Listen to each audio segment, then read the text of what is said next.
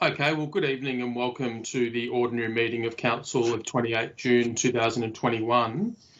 As people will see, we're performing this meeting on Teams. We're all at our homes or at the council building. So bear with us if things are a bit slower than usual or if the usual technological difficulties befall us. Please note that due to the COVID-19 pandemic and social distancing requirements, this meeting is, as I've said, being held online, and it is also being streamed live to the internet. All persons should therefore refrain from making any defamatory statements, and upon joining these online meetings, you accept the condition that your image may be recorded and streamed to the internet, as well as being retained in the archive of the recorded council meetings and standing committee meetings. Okay, first up is Councillor Parker with prayer and acknowledgement of country. Yeah, thank you, Mr. Mayor. Grant that by knowledge of thy will, all we may resolve shall work together for good. We pray through Jesus Christ our Lord. Amen. Acknowledgement of country. I would like to acknowledge the Wiradjuri people who are the traditional custodians of the land. I would also like to pay respect to the elders, both past and present, of the Wiradjuri nation, and extend to that respect to other Aboriginal peoples from other nations who are present. Thank you. Thanks, Councillor Parker. That brings us to leaves of absence. There's one leave of absence from Councillor Gumley. Can I have someone move Councillor Gumley's leave of absence? Thanks, Councillor Jones, and seconded by Councillor Moore. If there's no questions or debate, I'll put that. All those in favour and against, I declare it carried. That brings us to public forum, item 125. We have 3 people registered for public forum. First up is Janaya and Peyton, 2 students from Dubbo College Senior Campus. I might ask Janaya to step forward first and address council for up to 5 minutes. Come forward to the front of the and just look at the screen. We've got the microphone going. Hi, Janaya. Hi, Peyton. Hello. This is your opportunity to speak to council and the community. Okay. When you're ready. Good afternoon. My name is Peyton Reynolds and I was the 2020 Vice Captain at Dubbo College Senior Campus. On behalf of the 2020 graduating year group, I'd like to explain how meaningful our graduation ceremony was not only to ourselves but our loved ones. As the graduation was our last full celebration as a year group, I believe it was made significantly more unique by being held at Apex Oval. Traditionally, the graduation ceremony was held in the school, where it is difficult to accommodate all students, guests and family. I experienced this when my sister graduated in 2019, and overcrowding was a huge issue. Being able to use Apex Oval allowed for us to have all of our family attend and create an atmosphere past students have not had the opportunity to experience. In a year of uncertainty, knowing that all our loved ones could fit comfortably in the grandstand despite social distance requirements for this momentous occasion was a relief, but also made it extra special. The graduation ceremony was recorded, enabling everyone involved to have a record of our final moments as Dubbo College students. Every family member was able to see the graduation in its entirety. The addition of large screens meant that everyone had a close view of the proceedings. The graduation was one of my highlights whilst being at school. The atmosphere and setup we were able to have as a result of it being at Apex Oval allowed for all of us to feel even more special and appreciate the 13 years of schooling which we had just completed. Personally, the graduation we were able to have at Apex is a memory which I will forever cherish. It is an experience that is still talked about by my family and fellow students, both past and present. Many students do not have the opportunity to receive a graduation ceremony like we experienced. I consider myself to be very fortunate for being able to have that opportunity. Thank you. Thanks, Peyton. And now, Janaya. Good evening. My name is Janaya Rose, a proud Waka Waka woman from Cherbourg, Queensland. This year I have been honoured to be Dira Malone Captain or Cultural Captain, which is a new role of captaincy within the college. This role allows myself to be a voice on behalf of Aboriginal and Torres Strait Islander students in the school. This year there will be 256 students that will walk across the stage and receive their HSC. Among them are 72 Aboriginal students, including myself and my fellow Jermalung captain. We are extremely proud that our school has the highest number of Aboriginal students graduating in New South Wales.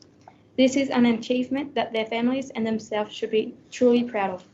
Both sides of my family come from small communities and never had the chance to study and complete their HSC. Therefore, I will be the first to wear the graduation gown. As a young girl, I never really went to school, only on the days when I wasn't struggling. I believe I was lucky enough to graduate Year 6, and then I decided to take the next step and complete my Year 10 to now being in my final year of school. School wasn't that important to me due to the fact I believe I had more important things to worry about, like my family. Even though I didn't attend school regularly, I made sure my little sister did and helped her with her schoolwork when she brought it home. The furthest any of my family ever made it in school was Year 10, and that makes me proud of them as they achieved the best they could. The 256 students at Senior Campus deserve a graduation where families and communities can come together and congratulate them on their endeavours and achievements they have earned throughout their 13 years of school, and to bid them farewell and the best in their future that lies ahead of them.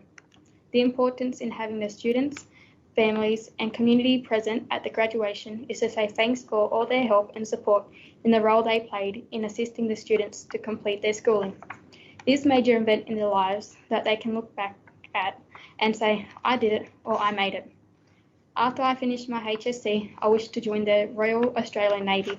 I have already been deemed suitable for the 2022 gap year and have been told to focus on my studies and finish Year 12.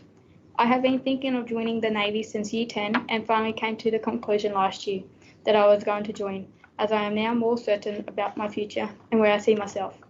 Without the support of Girls Academy, Tracy Piggott, Abby Merritt, Year 12 Deputy Mr. Glenn Braithwaite and Principal Miss Mauricia Blanco, I don't think I would be able to say I'd be graduating Year 12 and leaving to join the Navy.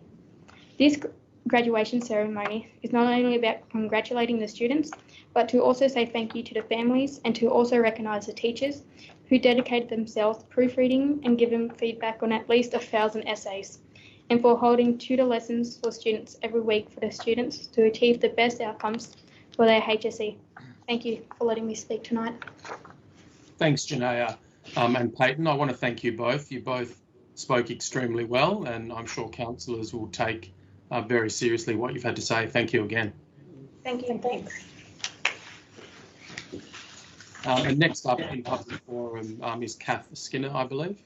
Yeah, we're just getting her in.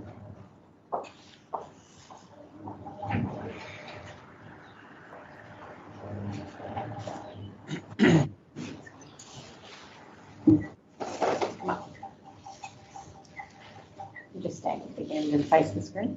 Sure.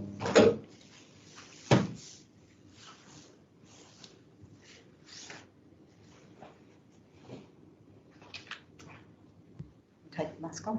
Yes, when you speak, yeah. Hi, Ms Skinner. This is your opportunity to speak to council for up to 5 minutes. G'day. Thank you, Mr Mayor. No, thank you. Mr Mayor, councillors, council staff and members of the public, thank you for the opportunity to comment on item 13 of the recommendations contained in CCL 21/135. We are opposed to the proposed expenditure of $42,000 on the development of concept plans for the Victoria Street precinct on the following grounds. 1. Dubbo Regional Council has already spent $40,000 on design concept plans for the neighbourhood shopping strip redevelopments, inclusive of Victoria Street, in the financial year 2017-18. I refer you to the minutes from Ordinary Council meeting 26 February 2018, authored by the then Director Infrastructure and Operations, Chris Devitt, dated 19 February 2018. The landscape architectural firm Moir Landscape Architecture was engaged by Council, and draft documents dated May 2018 have been prepared for Council. We also have copies should these be required. The work included site reviews, community consultation and design concept plans. RMS was also consulted at the time, and the concept design plans take into account the current reconfiguration of the Newell-Mitchell intersection. In our opinion, further expenditure on conceptual planning at this stage is unwarranted against the more imperative need for footpath remediation within the neighbourhood shopping precinct zone, to wit 26 to 36B Victoria Street. I refer you to the provided photographs, figures 1 to 10, of the current state of this concrete tarmac, which indicates broken and cracked pavement and significant gaps providing potential trip hazards to pedestrian traffic. On the 18th of July 2014, we wrote to the General Manager seeking assistance with the revitalisation of the Victoria Street Neighbourhood Centre streetscape following a series of meetings with council staff. At that time, the then Manager, Civil Infrastructure and Solid Waste, Steve Clayton, wrote on the 5th of September 2014, confirming Council's offer to implement improvements in the area, which included renovate poor surface condition of footpath and installation of garden boxes, seats and waste bin enclosures. To date, none of this has been effected by Council, despite numerous representations, and it is our belief that the funds of $42,000 would be better spent on remediation and rectification of this pedestrian corridor in the interests of public safety. Secondly, on a regular basis, a foul odour can be experienced in the vicinity of 30 to 32 Victoria Street. Somewhere in the last couple of months, a metal plate has appeared and been screwed to the concrete pavement. Please refer to figure 1. An on-site visit by the Acting Manager Infrastructure, Strategy and Design from Dubbo Regional Council on Friday the 22nd of May 2020 confirmed that the smell was raw sewage from a broken sewer pipe. As recently as Friday the 18th of June this year, as we met with a painting contractor on site, the smell was potently obvious, and this metal plate has done nothing to improve the air quality nor health issues that may arise from such exposure. In our opinion, some of the $42,000 proposed for concept plans would be better spent on remediating the broken sewer pipe. Thirdly, the broader issue of the beautification and revitalisation of the Victoria Street shopping strip as a whole is certainly of merit to progress. However, in relation to the neighbourhood centre specifically, there are more pressing and immediate concerns around safety and aesthetics. In March 2018, we held a series of public information sessions at the Westside Hotel to establish a precinct committee comprising local stakeholders, including traders, property owners and local residents, in order to comply with Council's recommended partnership approach. The Victoria Street Beautification Project Committee was established. Members of this group consulted with the Moir Landscape Architects. The group continues to operate and can be accessed readily to abbreviate any consultation process required to progress more detailed design plans from those already paid for by Council. We believe that the public consultation and concept planning process has already been undertaken, and that the current funds from the refund to Council from the increased emergency services levy would be more appropriately spent on addressing the public health and safety issues raised by the previously mentioned state of the pavement and broken sewer line, as well as providing adequate rubbish bin enclosures in front of these shops to reduce the waste overflow from unlidded bins. Please see figure 11, and general disarray of other bins in this precinct, such as in figure 12. Thank you. Thanks, Ms Skinner. I do intend, Ms Skinner, to ask some questions of staff when we debate the relevant agenda item, so please don't feel that your submission is being ignored, but we'll move on now if there's no more speakers in public forum. We would normally ask if there's further members of the community who wish to speak, but I think under the COVID arrangements, that's not possible now. Yeah, so that concludes public forum. Thank you. Thank you, Mr Mayor. Thank you, councillors and staff. Thank you, Ms Skinner. That takes us to the first of the mayoral minutes, being the one concerned with mayoral appointments. Have I got, I'll move that. Have I got a seconder for that mayoral minute? We have to have confirmation of minutes. Councillor Jones shaking her head. Yeah, we need confirmation of minutes. Mr. Mayor, Confirmation of minutes. Mr. Thank Mayor, you just very a much. point of There's order. many eagle eyes. CCL 21-26. Item 126, confirmation of minutes. Have we got a mover for the confirmation of minutes? Thanks, Councillor Jones. And a seconder? Thanks, Councillor Ryan. If there's no questions or debate on that, I'll put that. All those in favour and against, I declare it carried. We now move on to the first of the mayoral minutes, that concerned with mayoral appointments. I'll move that. Have we got a seconder for that mayoral minute? Thanks, Councillor Jones. Sorry, I've just got a changing of the guard on my screen. I'll just speak to that briefly.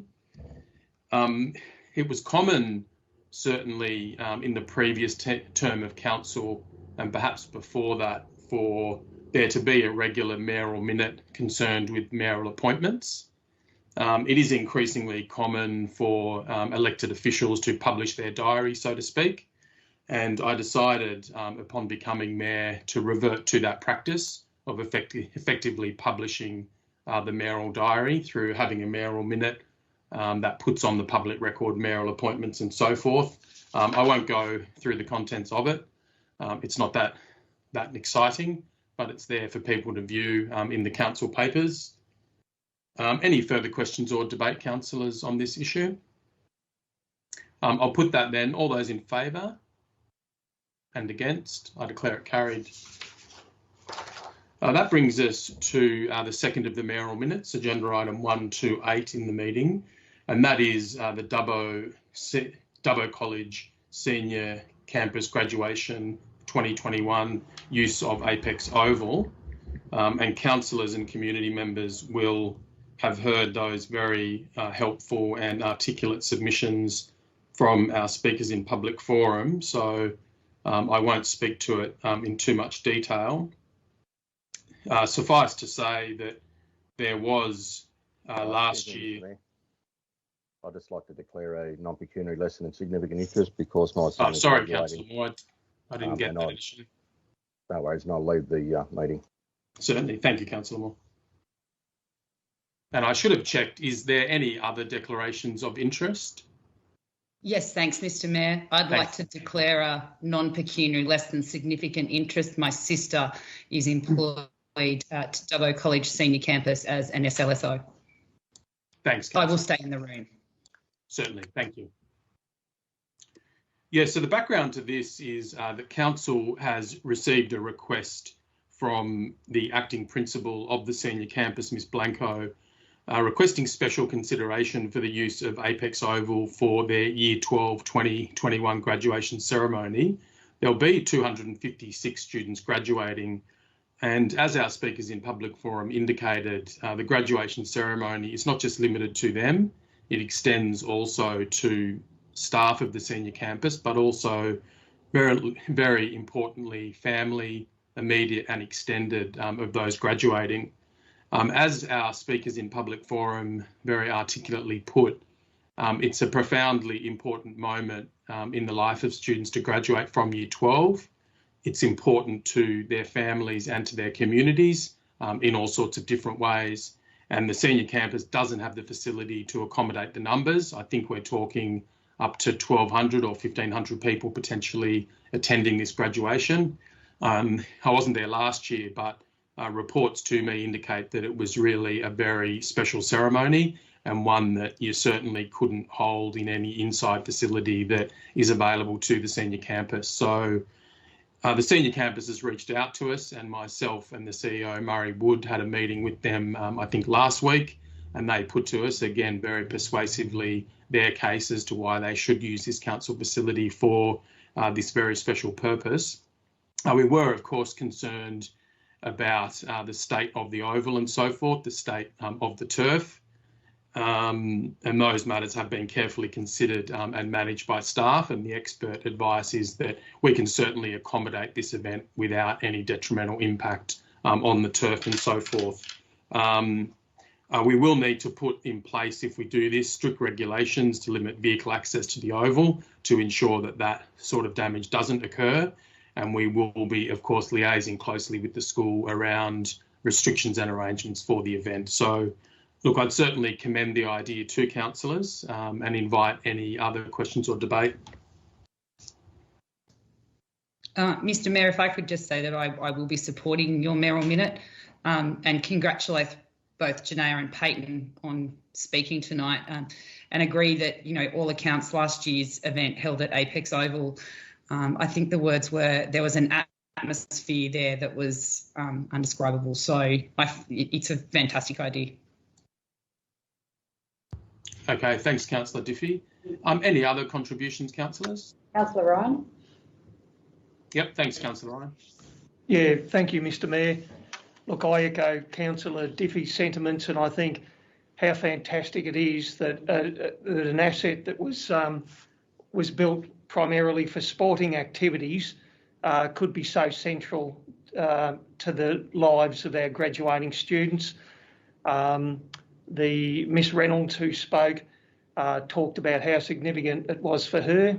I saw the photographs of last year's event and it looked amazing, and I couldn't support it enough. Thank you. Thanks, Councillor Ryan. Any other contributions, councillors?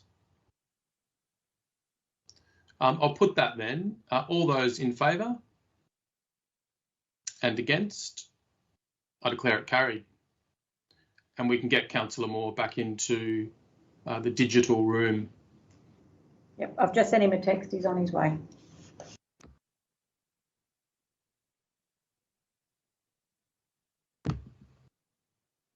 Thanks, Councillor Moore. Can you hear us? Certainly can. Yep, very good. Okay, well, that brings us to item 129 of the meeting, the Dubbo Residential Rehabilitation, Alcohol and Other Drug Facility and Drug Court Advocacy. I'll move that. Have I got a seconder for this mayoral minute? Thanks, Councillor Etheridge. I can see you there in the distance. I'll just speak to that briefly. There was a very important announcement last week that the state government will fund a drug court in Dubbo, and many people will be aware of the earlier announcement last year that the state government will fund a residential rehabilitation centre in our region. And those two things are very linked in the sense that you can't have a drug court if you don't have the rehab centre. It's the case that councillors have worked quite hard since our election to ensure that Dubbo and our region has these very important services and facilities. That advocacy work has taken place on behalf of council in the context of what council has previously expressed to be unacceptably high crime rates and the most tragic situation of Aboriginal overrepresentation in our jails. And council has previously acknowledged in motions the insidious link between social disadvantage and the operation of the criminal justice system, and the need to do all that we can do to work with other levels of government to help families and people break intergenerational cycles of disadvantage that are often so closely linked to interaction with the criminal justice system. The announcement last week was made by the Attorney General, the Treasurer, the Deputy Premier, our local member at the courthouse in Dubbo. A whole range of community members attended the event. They became aware in advance that this very significant announcement would be made. Their attendance was certainly evidence that this has been very much a grassroots community campaign.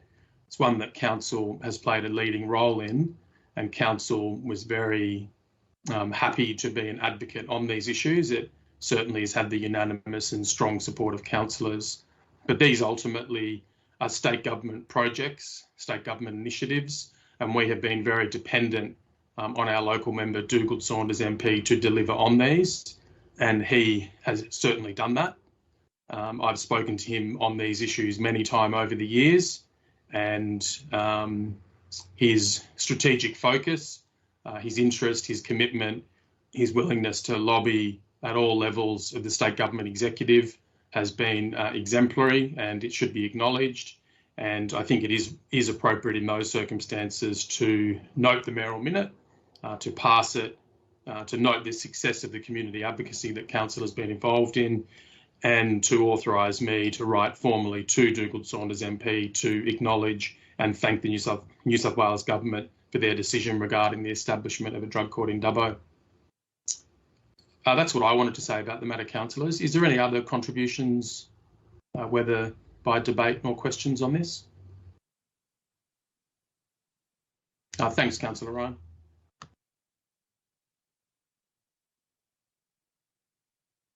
Work that you put in from when this council began, so congratulations on that, and thanks also to Dougal Saunders for the work that he's done. It is, you know, as someone who has attended many days of court, reporting on the same people from the same families, from the same communities, revolving door through court, where kids in families in their strollers thought it was normal to spend Wednesday at their local court in this region. It is beyond tragic, and there is a wide recognition now that we need to stop this intergenerational disadvantage. And I think this is a very important step, and I think it's great that council could advocate so strongly for this. So congratulations, Mr Mayor. Thank you. Thanks, Councillor Ryan. Any other questions or debate, councillors? I should then also acknowledge, in response to Councillor Ryan's comments, the really outstanding work by former Mayor Ben Shields on this. He was a tireless advocate in this term of council for both the Residential Rehabilitation Centre and also the drug court, and certainly very, very effective in his advocacy. And these commitments that have come, obviously one came in the term of his mayoralty, but this one has come just outside of it. But these commitments are both very much attributable to the advocacy work undertaken by Ben Shields. Any other contributions or debate, councillors? I'll put that then. All those in favour and against, I declare it carried. That brings us to item 130 of the meeting, the minutes of the Audit and Risk Management Committee meeting of March 2021. Can I have a mover for those? Thanks, Councillor Etheridge, and a seconder. We've got a seconder for that. Thanks, Councillor Diffie. Any questions or debate on those minutes, councillors? No, I'll put that then. All those in favour and against, I declare it carried. That brings us then to item 131 of the meeting, the report of the Development and Environment Committee meeting of 15 June 2021. Do you want to move that, Councillor Moore? Yeah, have we got a seconder for that? Thanks, Councillor Diffie. Any questions or debate, councillors? I'll put that then. All those in favour and against, I declare it carried. And that brings us to item 132, the report of the Infrastructure and Livability Committee meeting of 15 June 2021. I think Councillor, sorry, I should get a mover for that. We've got a mover for that. Thanks, Councillor Moore. And a seconder. Thanks, Councillor Parker. And I think you might have an amendment. Is that right, Councillor Moore? That's correct. We just need to move a save and accept. Yep.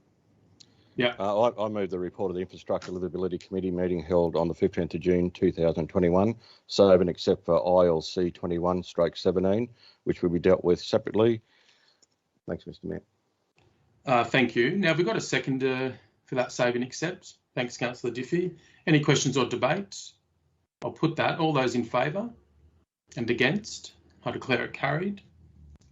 We'll move then to the save and accept item 1.7, which is the draft MRL Strategic Plan and Delivery Program years 22, 23, 24, draft budget 21, 22, draft fees and charges 21, 22, and draft annual operational plan 21, 22. Have we got a mover for that? Thanks, Councillor Moore, seconded by Councillor Etheridge. Any questions or debate, councillors? I'll put that then. All those in favour and against, I declare it carried.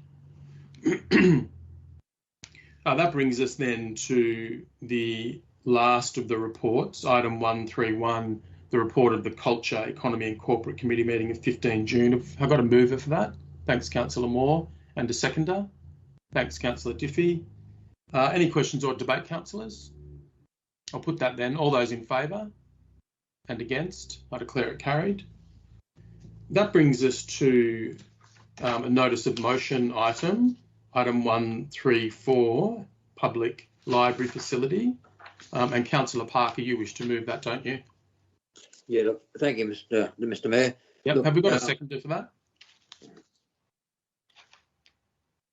Have we got a seconder for that item, councillors? Thanks, Councillor Etheridge. Yes, do you want to speak to that, Councillor Parker? Yeah, thank you, Mr. Mayor. Look, the motion is fairly well self-explanatory. Just the things I would like to bring forward is that I think the site is suitable for a retail site and future growth for the CBD. The particular library sites do not need to be located in a retail area any longer. What else was there? The possible location being Wingy-Warra Street. The location ideally located would be there. Certainly good parking, close to the cultural centre, and the future. Well, depending on the plans, I guess what might come out of it, but outdoor space and what have you there. So look, the lot of merit for it. The value of the library site should be quite good, and I guess the motion itself is broad enough to allow for comment from the community and progress forward for the CBD area. Thank you. Thanks, Councillor Parker. Any other councillors who would like to speak to this item? Thanks, Councillor Moore. Thanks, Mr. Mayor. I'd like to move an amendment. The amendment would be C. This item's placed on display for 28 days, so the public has a say as well, whether they want the library relocated. If I can get a seconder for that, please. Have we got a seconder for that amendment? Thanks, Councillor Diffie. Okay, would anyone like to speak to Councillor Moore's amendment? It's pretty self-explanatory, Councillor Moore, but do you want to speak to that? Well, the library's been in this position for a long time now. We've done some significant work over the years.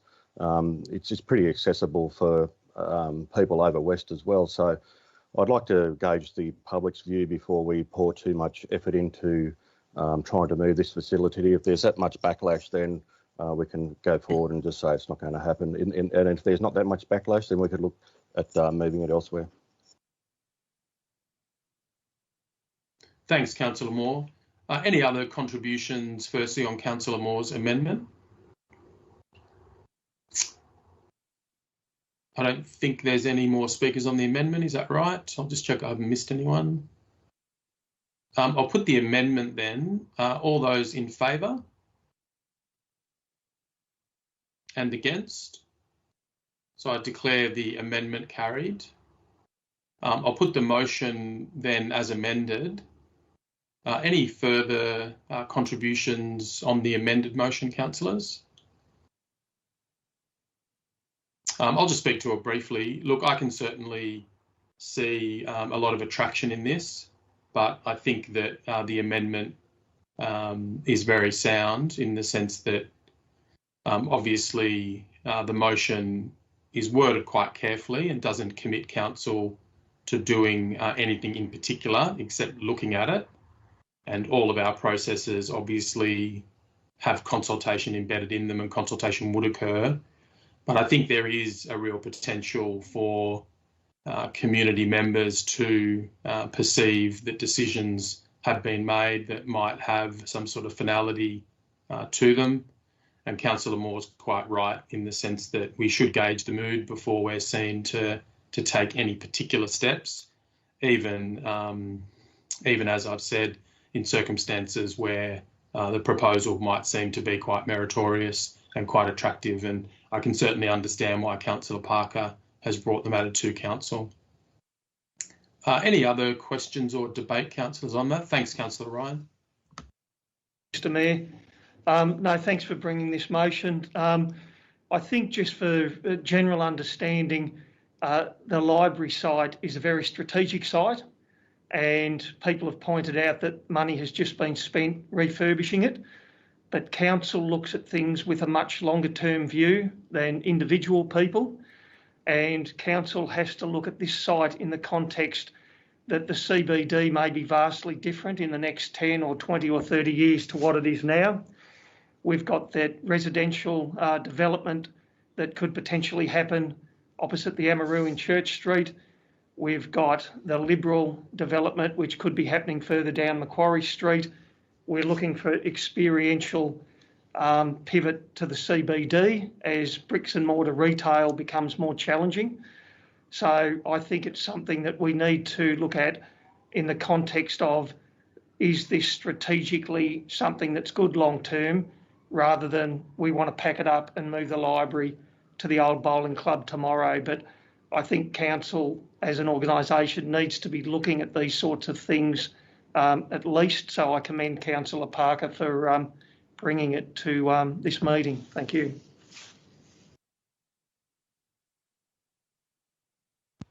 Thanks, Councillor Ryan.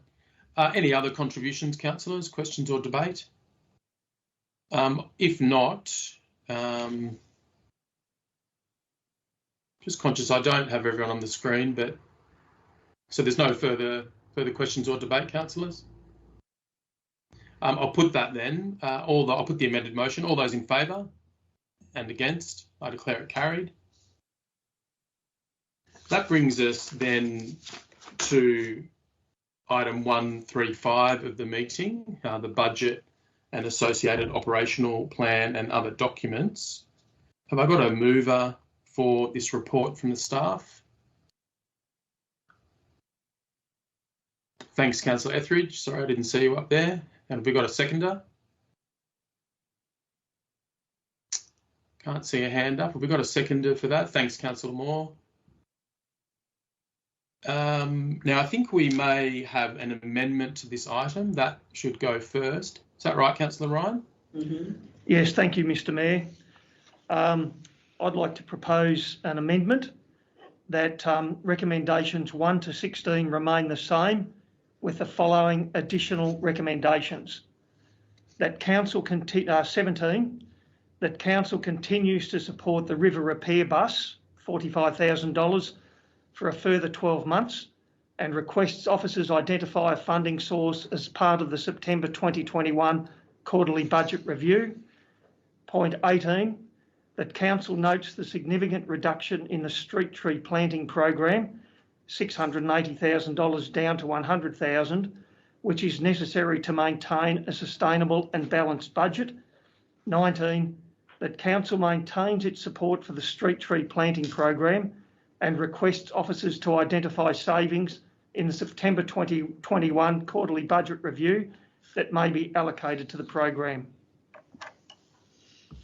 Thanks, Councillor Ryan. Have we got a seconder for Councillor Ryan's amendment? Thanks, Councillor Etheridge. Questions or debate on the amendment? Yes, thanks, Councillor Ryan. You want to speak to your amendment? Yeah, thanks. Just very briefly, Mr Mayor, the delivery program, operational plan, budget and associated documents, that is a massive slab of information. This is just a very small thing. It's something that a lot of councillors have pushed in the in this current term of council. I think the work that the River Repair Bus has done, the awareness it's raised, I think that speaks for itself. I think it's important that council continues to work with not-for-profit groups and leverage off with a bit of seed money far more than we put in. We return for the ratepayers far more than we put in. On the trees, yes, it has rained, but we don't have to cast our minds back very long ago to remember the dust storms and how desolate things were. Mm-hmm. I think strategically backing off on planting trees in what I regard as probably the hottest inland city, when we're coming into periods, or we've had periods of longer extended dry times. I think it not only sends a wrong message, I think it doesn't sell Dubbo properly, and I think we should be looking at more greening, particularly of the CBD and the shared communal spaces, rather than going backwards. Thank you. Thanks, Councillor Ryan. Any other contributions, councillors, on Councillor Ryan's amendment? Mr. Mayor, Councillor Grant here. Thanks, Councillor Grant. It's good to see you on the screen. Yeah, I wasn't quite sure if you could see me or not. I just wanted to raise, I suppose, about what one of our speakers mentioned about the point 13, the 42,000 for concept designs on Victoria Street beautification, and just to get a bit of, I suppose, ask a question of the director in regards to, do we actually have any conceptual plans for Victoria Street that can be pulled out and used, or are we just redoing the same plans again, or have we got different ideas on that site? But I just wanted to throw it out to the director and get a bit of info around that point. So this question, I think, more strictly relates to the substantive agenda item. So if you don't mind, Councillor Grant, I might just put the amendment. Yeah, sure. Deal with your question after the amendment's passed. I'm probably being a stickler there, but no, that's fine. That's fine. Any other contributions on Councillor Ryan's amendment? No, I'll put that then. All those in favour? Against? I declare it carried.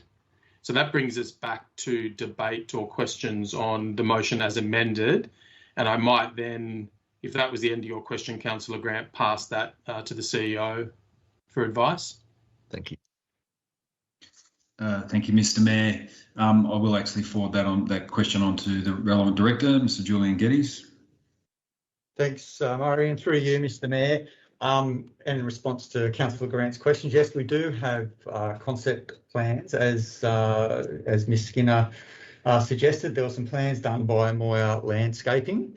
The budget line item, though, is to progress those designs from concept to detailed design so that we can get construction ready. So I believe the wording in the budget response did refer to design development, but the intent from staff was to progress those designs from what are very much conceptual, and there has been quite a bit of work done on the concepts, but they now need to be refined somewhat, refine the scope of the designs, detail the elements that will actually be included in that project with community consultation, of course, and get that project shovel ready. So that was the intent of the money in the budget for future design work, was more around detailed design and scoping of that project. Thank you. I'm happy with that. Yeah, thanks, Councillor Grant. So just a follow-up question from me on that to Mr. Geddes through the CEO. So are we right in thinking that the existing plans that have been done are not of the nature, not sufficient to operationalise this issue, basically? Yeah, thanks, Mr. Mayor. That's correct. The concept designs are conceptual. They've got a lot of suggestions and potential design elements that could be included in that Victoria Street precinct. But once again, we need to refine that scope and design exactly what that project's going to look like, so that we can come back to council with a defined budget. The way the concepts are, it could be quite a large scale redevelopment of that precinct, or you could go for more utilitarian approach, which fixes some of the key fundamental issues that were raised by Mr. Skinner. So, the intent of progressing that design is to do exactly that: refine the scope, get the detail, make sure we've got a definite budget, and go from there. Thanks, Mr. Geddes. Any other questions or debate, councillors, on the budget and associated documents? I'll just speak to it briefly. Can I thank staff for all their hard work on the 2021 budget? These things tend, obviously, to get passed through council fairly quickly in a meeting, but that really belies all the work that goes on behind the scenes, and much of the work that's gone on in respect of this budget was done under the stewardship of our former interim CEO, Mr. Dean Frost. I want to acknowledge that work, and Ms. Krishanti's work also in the position that she was acting in at the time that much of this work was done. I can certainly say as well that councillors were involved in a briefing type workshop where, in fact, 2, I believe, where these issues were discussed at length. It's been a difficult budget in many ways, and people will, I think, understand that the financial circumstances are not what they would otherwise have been but for the pandemic, and the things that indeed councillors have held dear and attempted to progress through the term of council have had to an extent, fall by the wayside, certainly in respect of timing at least, because of those financial pressures. And I know that there are disappointed people out there who are interested in and supportive of particular projects that won't be going ahead in the next financial year.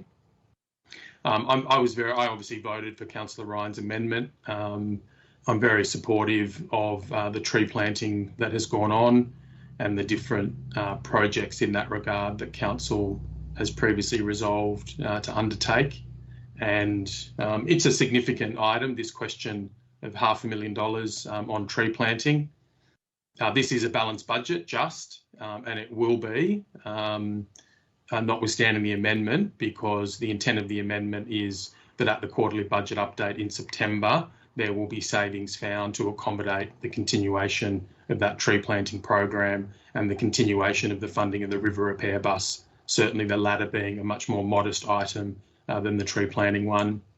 I've been fairly closely involved in the tree planting issue in the term of council, not as much as some other councillors, certainly not as involved as Councillor Ryan, and Councillor Etheridge too has been on the relevant committee. But I'm certainly very supportive of it, and I believe that we can find the savings to continue those programs. I think that they're strongly supported by the community. In fact, it's one of the key issues, I think, that when we've done consultation and other public processes engaging with the community, where you gauge incredibly strong support for a generous allocation of funds to this particular item. So certainly very supportive of that amendment. That is my contribution, councillors. Any further questions or debate? Thanks, Councillor Ryan. Yes, thanks. Through you, Mr. Mayor, and I don't know if this is to the CEO or Mr. Geddes, and following on from the speaker earlier and Councillor Grant's question, it seemed to me, and this is the first I've heard in such blunt terms from the speaker today, I think they were essentially asking council if we need to pivot the money that's involved for the further plans for the Victoria precinct, if we need to pivot that onto safety issues of fixing up footpaths. This is a pretty big item, and it's a very blunt instrument to be dealing with small line items like this. But I just, before we vote on it, would like to get some advice. Should we be looking at this, or is that something that can be sort of sorted out after we vote on this at the operational level, consulting with the stakeholders from the Victoria Street precinct? Thanks, Councillor. I'm glad you asked that question, because I'd been intending to ask a similar one. I'll put that to the CEO then. Yeah, thank you. I'll answer firstly, and then I'll pass on to the Director, Julian Geddes. Certainly, a lot of the issues that were raised, such around bins, some of those, the footpath and the sewer, and the solution around the sewer are effectively operational maintenance. You do not have to necessarily add a capital works project to it as a line item. A lot of those will be managed through an operational budget, and they seem to be some of the key pain points that Ms. Skinner is particularly experiencing. But I will throw to Mr. Geddes for further response. Yeah, thanks, Murray. You've actually just taken the words out of my mouth, to be honest. So yes, that we do have some footpath maintenance budget councillors where we can address those immediate short-term safety issues while we consider what the longer-term replacement of that footpath will look like. Likewise with the bins, and in terms of the sewer issue, that's definitely a maintenance issue that I'll take on on notice from Mr Skinner and address as soon as possible. Thanks, Mr Geddes. Any further questions or debate, councillors, on the budget and associated documents? No, there's no further questions or debate. I'll put that then. All those in favour and against, I declare it carried. That brings us on to item 136, payment of expenses and provision of facilities for mayor and councillors. Have I got someone to move that staff report? Thanks, Councillor Ryan, seconded by Councillor Etheridge. Questions or debate, councillors? Mr Mayor, Councillor Jones here. Oh, yes, indeed. Thanks, Councillor Jones. I would like to move an amendment to the recommendation, if I may. I would like to leave point 1 and point 2 as written in the recommendation. However, I would like to add point 3. And that point 3 is that prior to being placed on public exhibition, the draft policy be amended to reflect current Dubbo Region Council fleet policy. 2.1.4, a motor vehicle for official civic duties and private use as follows. The provision to the Mayor of a suitable and appropriate official vehicle to the value of up to $55,000, excluding GST, fully serviced and maintained for both civic and private use, with such vehicle type to be at the discretion of the Mayor at the time of changeover, with changeover to occur at not less than 60,000 kilometres or 3 years, or following a mayoral election that results in the change of the Mayor, whichever occurs first. Then I have 4 little dot points. The motor vehicle provided for use by the Mayor may be used by the Mayor for private purposes. The second point is the annual fee payable to the Mayor will be reduced by the value of the private use benefit taken up. Point 3, the value of the private use benefit will be determined by applying the rate per kilometre published by Local Government New South Wales from time to time, which is recommended for use by councils when costing motor vehicle benefits in remuneration packages, to the number of private use kilometres travelled. And the last point is that the Mayor will keep a log of all private use kilometres travelled and submit such log at the end of each month. And number 4, that a further report be prepared for council following the public exhibition period. Thanks, Councillor Jones. Have we got a seconder for Councillor Jones's amendment? Thanks, Councillor Diffie. Any questions or debate on this item, councillors? Thanks, Councillor Ryan. Thank you, Mr Mayor. I've just had a lot of emails come into my iPad that was sent at 3/16/3/24. I just saw that the question I asked previously, the CEO and Mr Geddes had sent information through that I wish I'd had before I asked the question. It was actually sent to me beforehand, but I only just had it. I'm just wondering, that was a complex amendment that Councillor Jones put up. Have we had an email on that? Have I missed something there as well, or? Yes, that was emailed to all staff this afternoon. Right, I haven't seen that, so it's very difficult on Teams getting my head around. Yeah. I'll try and pull it up for you. Amendment. So, Councillor Ryan, this is the amendment that was spoken about in the briefing. I'm proposing to speak to it, and it might be that after I speak to it, your issue resolves in terms of any unfamiliarity with the amendment. Are you content to proceed that way? Thank you. Any questions or debate, councillors? Yeah, look, I'll just speak to it very briefly. There's sort of 3 parts to this. The first part is in relation to the mayoral car and the CEO's car. The only substantive change to the policy that is being proposed is to apply the same standard to those two vehicles that is applied to the rest of the Dubbo Regional Council fleet, which will simply mean that those two cars, being the car allocated to the Mayor and to the CEO, will only be replaced or upgraded in the normal course of things once that 60,000 kilometre limit is reached. The current policy, and we amended it back in January of 2020, I think it was, provided that they were effectively, or they could be effectively replaced every year. So this shouldn't be understood as granting any additional benefit or anything like that. In fact, to the contrary, it will in effect ensure that the Mayor's car and the CEO's car are upgraded every 2 years, I think it is, rather than every year effectively, or when that 60,000 kilometre limit is reached. Just out of interest, the car that I'm using is not the mayoral car as allocated in the fleet. It's a much older vehicle that I think has almost that limit on it at the moment. I just might ask a question of the CEO. Is that a correct summary of that aspect of the report? Thank you, Mr. Mayor. Yes, it is. The substantive change relates to the amount of time before a car gets changed over. So the current policy is every 12 months to change over a car, whereas every other car in the fleet has, I'll say 3 years and 60,000 kilometres. So this is bringing that back into line with the majority of the council's fleet. Thanks, Mr. Wood.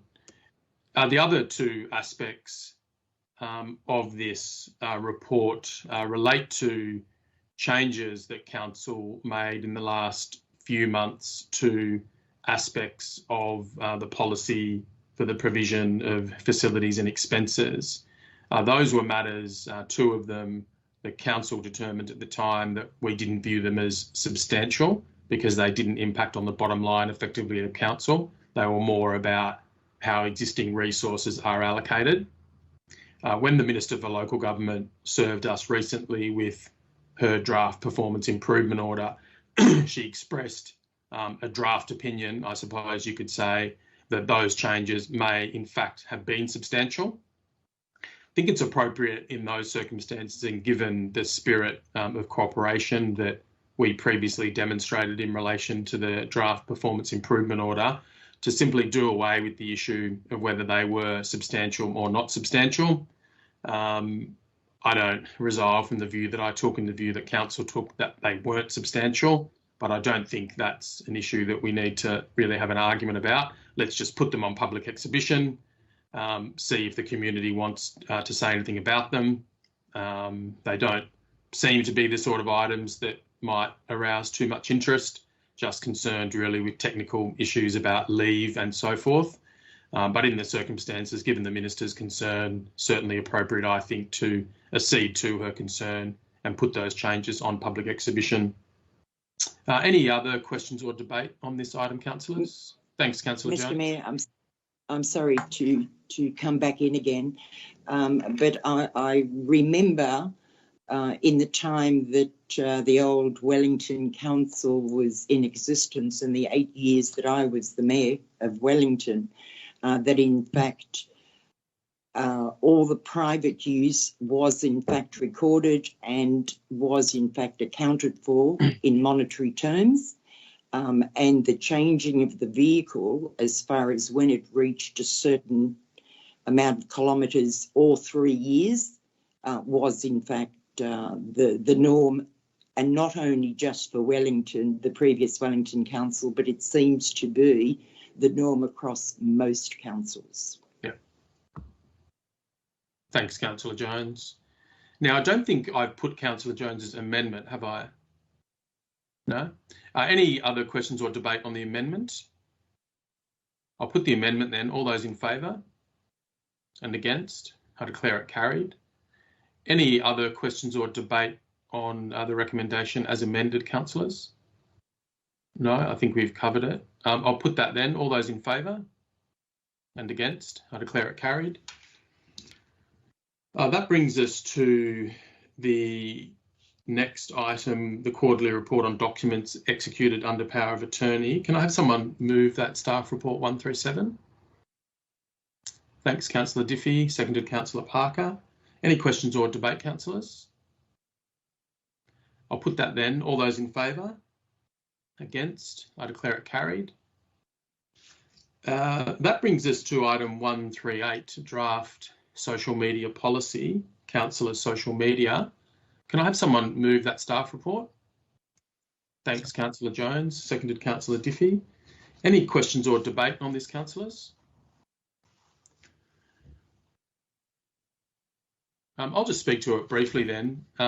There's been a recent release from the Office of Local Government of a draft model social media policy for councils, and it governs social media use by councils in an organisational sense. And many people viewing this will be viewing this meeting on the Dubbo Regional Council Facebook page. And this policy will govern aspects of the conduct of social media by council in that organisational sense. It also touches upon councillors' use of social media and lays down certain standards and guidelines. It makes it clear that council will normally not operate a social media account on behalf of a councillor, and that is something effectively that councillors do in their private capacity, and they're not spokespersons for council in that sense. I think it is important that we have a social media policy. There's probably nothing that generates as many complaints and so forth as social media and its use. And there's been various different issues that have arisen over the term of council. I was certainly very happy to see that the policy does say something about people being blocked and banned on social media. There's been much community discussion about the propriety and otherwise of politicians or elected officials banning people from commenting on social media accounts. Obviously, that raises a freedom of speech issue, and we generally think about freedom of speech in terms of people's ability to speak in public and so forth. But people, when you're talking about political ideas and political concerns, are now very often communicating in the digital space. And it's a not insignificant thing for a political leader or elected official to ban or block someone from a Facebook page, for example. It can really limit people's ability to engage in political discussion, to seek to influence political leaders, and to basically have their say. And it's certainly very much part of the Australian way of life that people are able to have their say and able to engage with politicians in various different ways. And that digital space is just so important. So the policy does bring in concepts of reasonableness and so forth, concepts of procedural fairness, of giving people some sort of a hearing before you ban or block them from commenting on Facebook and like accounts. And I certainly think that that's a welcome development. There's in fact been court cases in America where people have taken American constitutional right protections to court, having been blocked on Twitter and Facebook and so forth.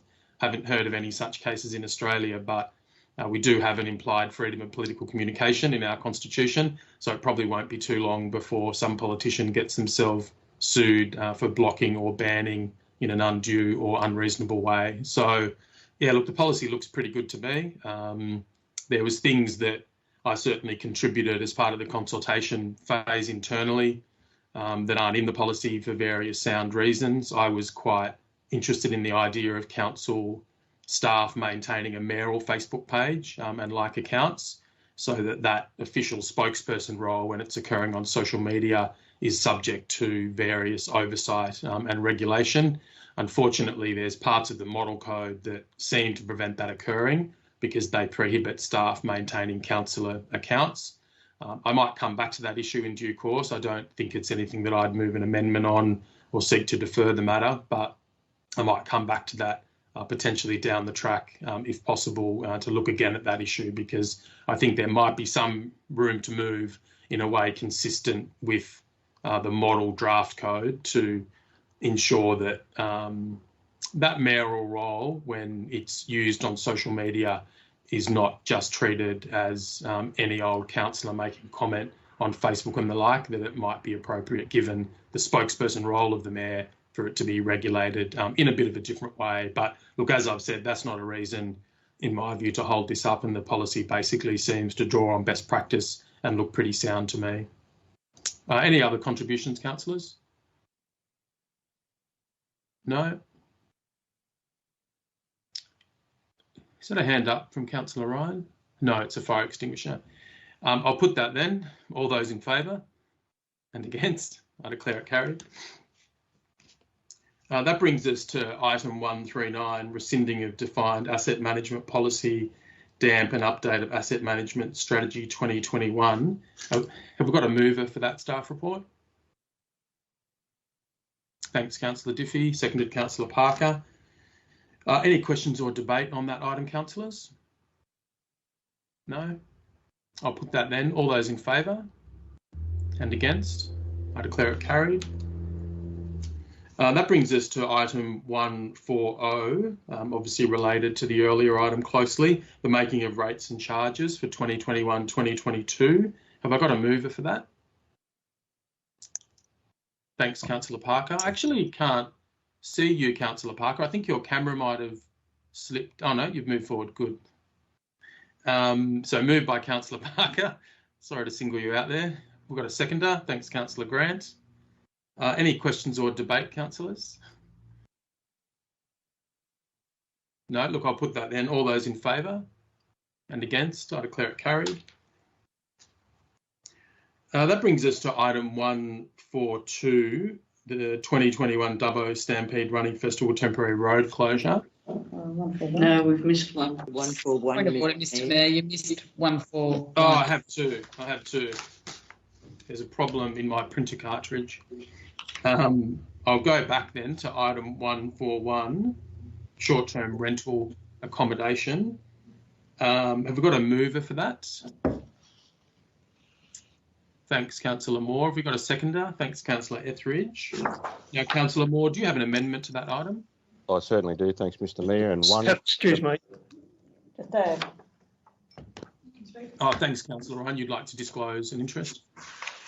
Yes, thank you, Mr. Mayor. I'd like to disclose a non-pecuniary, less than significant interest. My brother and sister-in-law own a motel in Dubbo. I consider it non-pecuniary, less than significant, but I will be leaving the room and not participating in this discussion. Thank you. Thanks, Councillor Ryan.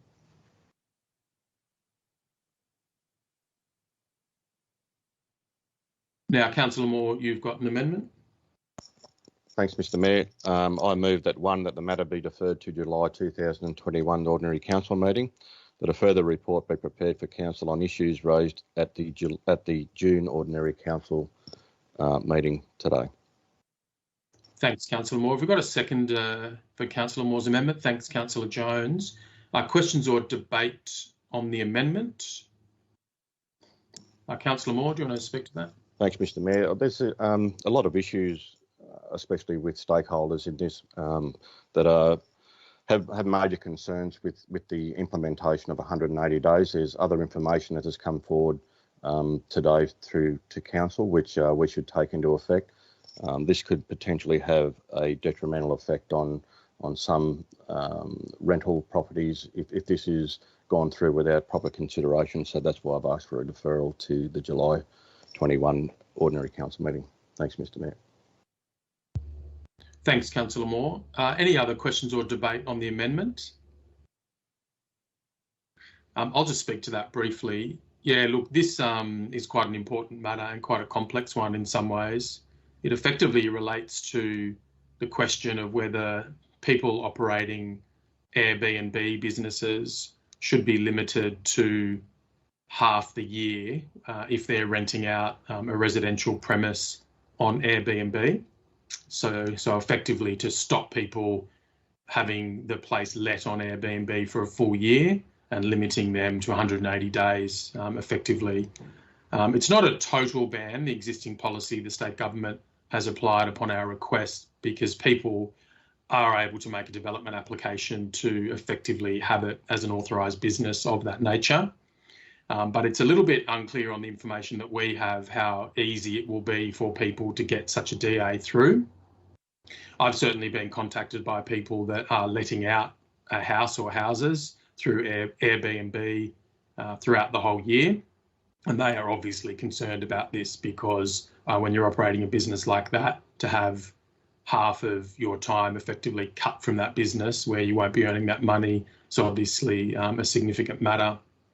The issue on a policy level has a nexus, though, with these housing issues that Council has been very concerned about, and councillors and community members will recall we recently had a housing forum looking at this question of an acute housing shortage. And it's certainly been suggested, and indeed it was part of the rationale pursuant to which our staff asked for this state government regulation to be applied to our region, that having properties rented out for the full year on Airbnb will have an impact on the rental market and will limit people's options in terms of rental accommodation and therefore make the housing situation worse. So we need to be, I think, very careful in moving forward on this. We need to really understand how real and substantial those impacts are on the housing market, because sometimes things can be a bit counterintuitive. Like on an intuitive level, it makes sense that it will have a tightening effect on the housing market, but sometimes things are counterintuitive. It doesn't actually lead to that. And so I think we do need more information. It's appropriate that we get a further report and then ultimately make a decision. The decisions that we can make include, for example, asking the state government to disapply the regulation, so to do away with this 180-day limit, or we could seek to vary it in different respects. So there's a range of options open to us. They're important. They pertain in a significant way to people's livelihoods, but there's also that question of housing supply that affects the community broadly, including the most vulnerable members of the community. So if it turns out that there's a real reason to apply this regulation, then it might be a bit inconsistent with that concern about housing for us not to do so. So we need to look at this carefully, I think. Any other questions or debate, councillors?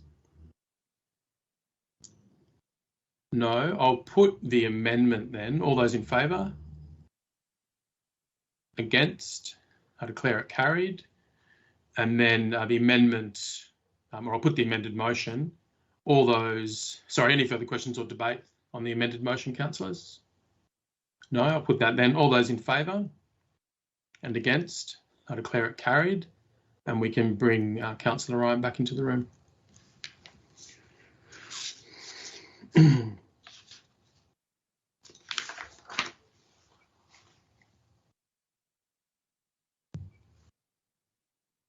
Thanks, Councillor Ryan. That brings us to item 141 of the meeting, the 2021 Dubbo Stampede Running Festival temporary road closure. Have I got a mover for that staff report? Thanks, Councillor Moore, seconded by Councillor Diffie. Any questions or debate, councillors? No, I'll put that then. All those in favour and against? I declare it carried. That then brings us to item 143, comments and matters of urgency. Councillor Diffie is on the bottom left of my screen, so I might start with Councillor Diffie. Nothing, thanks, Mr Mayor. Thanks, Councillor Diffie. And Councillor Jones is the next, going in a clockwise direction. Anything from you, Councillor Jones? And then Councillor Ryan. Thank you, Mr Mayor. Mr Mayor, I would like to speak about the contribution this week made by Clare's Angels, but I think Councillor Diffie may be in a better position to speak about that. That's what you call handballing something to Councillor Diffie.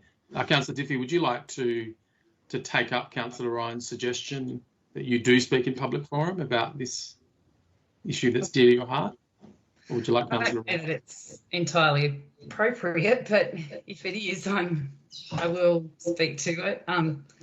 Clare's Angels last Thursday, well, Clare's Angels is a charity group that I'm chair of and started after our daughter Claire passed away in 2014 from complications with Rett syndrome, but we have since 2012, when we were formed, raised almost $200,000 for children with disabilities and Rett syndrome research. And on Thursday, Clare's Angels, with the support from St John's College Year 12 2020, who donated $23,000 to our incorporated association, presented the Yawarra Community School with a bus with wheelchair accessibility to help transport the children that use the school to different events around town, to take them shopping, to help them with life skills, to take them to the zoo. So increasing their participation in the community, but also making the community more aware of these amazing children that attend Yawara Community School.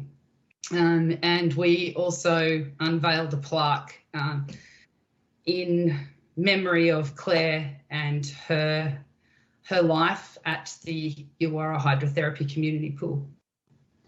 Thanks, Councillor Diffie. An incredible achievement. I'll go back then to Councillor Ryan. Councillor Ryan, anything else? No, thank you, Mr Mayor. I couldn't have said it any better myself. Thank you, Councillor Diffie. I just would like to thank the staff. I've been in the building a bit today, and the council staff, and they've arranged this meeting. It's a little bit clunky, but it's still a pretty extraordinary achievement that we can not only conduct council business on one of the most agenda-heavy items that we've had this year, but it can be done in such a short period of time. It was a brutal, no warning time for this lockdown, and I'm sure that the staff had plenty of other things to be doing at this critically busy time of year without having to do this. It's gone remarkably well. The only thing, if we do this again and I'm in this position, if the fire extinguisher could be relocated, that would be much appreciated. Thank you, Mr Mayor. Thanks, Councillor Ryan. And Councillor Etheridge, anything from you? No, I'm right. Thank you, Mr Mayor. And Councillor Moore? No, thanks, Mr Mayor. Thanks, Councillor Moore. And Councillor Grant? Nothing today, Mr Mayor. And that just leaves, I think, Councillor Parker, who's not on my screen. Councillor Parker? No, sorry, you are on my screen now.